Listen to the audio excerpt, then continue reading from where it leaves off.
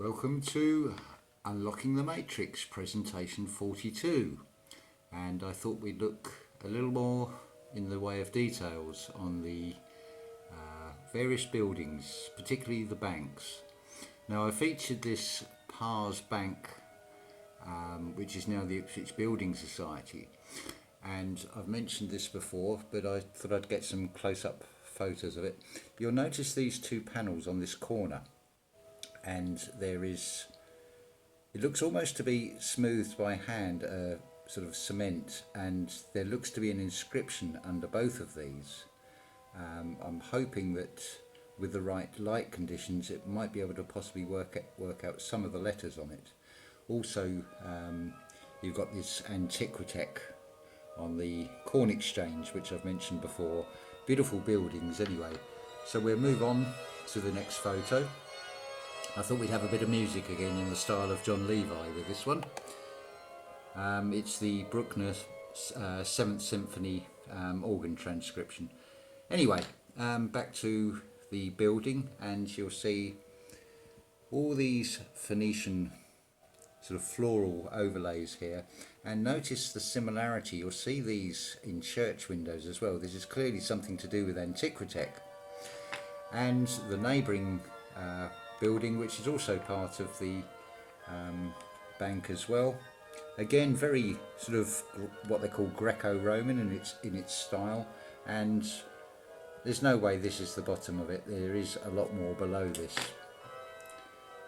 So we go on to the next photo, and just a general shot again showing the Antiquitech. It's got iron railings and things right up here. There's one on each of the corners of this building. And we're going to proceed up this bit of street just to show you some more details. Oh, before we do that, this is facing the opposite way. Again, another building. You've got this circular sort of plug-in device. Oh, we've got an antenna on there now. I wonder how much they've actually removed from the top of this one, and again, how far does this go down? Very interesting, very beautiful architecture. This is Barclays Bank. They've removed this, got scaffolding around it. They're cleaning this bit up, but this clearly looks to be at one time like that would have had an entrance door, which is probably way below the ground here on our current street levels, taking things to a new level. Now this one is the one that was opposite the what was the Pars Bank, and you've got these circular windows, and then this bit in the middle here, again this is blank. I mean, go to all this trouble to put all this round here and then put nothing in the middle of it. Does make you wonder, and it looks to be Tartarian red brick here. So moving on, now this is on the side of the Town Hall building, and you'll see all this beautiful inlay. It's all the way around both sides of the door frame, but I've just done the one side. Always got these floral things. This is going to be a feature of this video, as you'll see. There's not many photos, just a very few. Now this is this additional cornerstone. Hopefully it will show up on here. 1880. We're told that this was built, the cornerstone was laid in 1866 and finished in 1868, so it makes sense to put another cornerstone. This is a favourite trick, to put this overlay and stick it on the front of the existing structure to cover up this these telltale signs with the pavement and lower levels. And you'll see, as you're looking up the side of this building, there's people there, just to give you an idea of the scale. And you can see where they've sort of infilled. These windows will be much deeper. And then they've put this rendering, which doesn't match this at all, not even in colour. And you can see clearly the mud flood damage to this stonework. I assume it's stone anyway.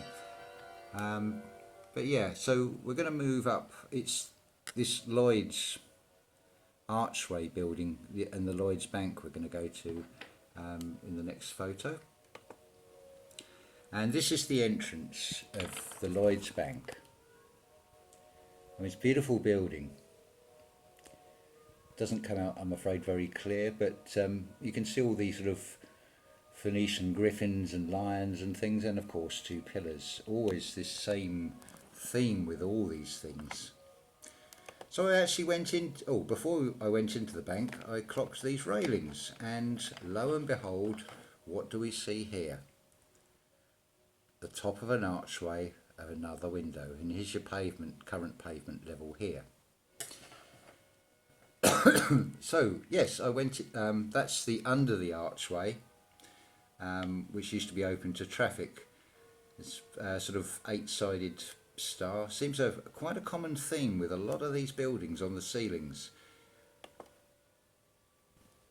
And another close-up detail on the side of the bank. Again, very Phoenician with its floral sort of styling. And this is inside Lloyd's Bank.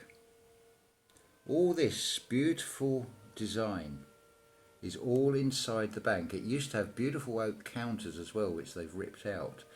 Now, interestingly, when I went into the bank, I had one of the meet and greet ladies come up to me, and she said, "Can I help you?" And I said, "Well, yes, if you can explain to me what all this is about." And she said, "Oh, if I had £1 for everybody that asked me this." So I said, "Well, actually, I can answer that for you. So I wonder if she'll give me 50% commission of every £1 for every question she gets asked." I doubt it somehow. Could open a bank account with Lloyd's with it. Anyway, yeah, very interesting. All this floral stuff, all very ornate, and this is inside the bank. The bank. And I did ask her, and I said, well, I said to her, I said, "There's floors below here, aren't there?" And she confirmed it, that there are lower floors below that bank. So that's even more evidence. Now, across the road at the NatWest Bank, you have this beautiful skylight, and you've got this 8 theme going on in this skylight. That's clearly Antiquitech, and this beautiful surround, very, very nicely detailed. And also, there's another one there. I've not turned this one. This is as I took it, but I thought it shows more detail by leaving the photo this way with this one. Again, must be something to do with Antiquitech. And also these, oh, we've missed a photo here. All the way round the tops above the, what would be a picture rail, you've got these almost Greek heads, obviously Phoenicians as well, but not exactly something you'd sort of expect to be associated with NatWest or any of the banks really, but obviously they're repurposed buildings. And then finally, another skylight. You'll notice the 8 sections to it, and these are on the outside, so I wonder what is actually up there. It's not something you can actually see. So it's interesting with some of these buildings, if you actually go and look inside, if you can get inside them. I mean, banks are perfect. You can just wander in and just have a look at the details inside. There's some real sort of gems of architecture, whether they be Phoenician or Tartarian. But I thought I'd just share that with you. Next video is going to be a wordy one, I think. So thank you for listening, and see you on the next video.